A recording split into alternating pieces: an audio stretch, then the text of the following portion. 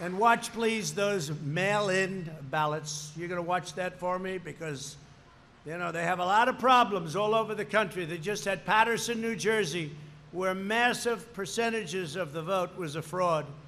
Mail-in ballots, be careful, be careful. They would understand because they deliver. In fact, I'm going to have to be very nice to UPS. UPS, I love you, Carol, wherever you are, Carol. I love you, Carol. No, it's very bad what's going on with mail-in ballots, okay, as differentiated from absentee ballots, where you have to go and you go through a process because you can't be there for some reason. But the mail-in ballots is going to be, they're going to be rigged. They're going to be a terrible situation, and you have to be careful in Georgia, but you have to be careful everywhere where they're doing it. You know, we went through a First World War and a Second World War, and people went to vote. Now they're saying, let's use this as a chance not to vote. And there's been tremendous corruption on mail-in ballots. So absentee ballot, great. Mail-in ballot, absolutely no good. It makes no sense. A governor sends out millions of ballots all over the place. They don't know where they're going.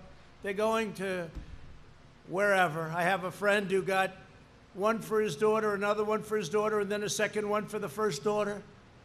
They didn't know what to do with them. I had another friend, a really wonderful guy who's lost his son 7 years ago, Robert, his son Robert, and his son was sent a mail-in ballot. He called me, he said, what do I do? I just got a mail-in ballot for Robert. Robert died 7 years ago.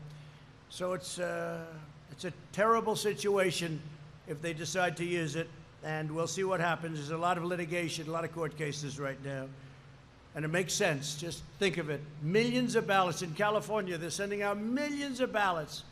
They don't even know who. Maybe they know too well who they're sending them to. And maybe it's the people that don't get it. Maybe it's an area of Republicans or Democrats that don't happen to get any ballots. We've had a lot of problems. Just take a look at what's gone on over the last month. And take a look at Paterson, New Jersey. Small city in New Jersey. I think they said something like 20% of the ballots were corrupted or something happened with them. 20%.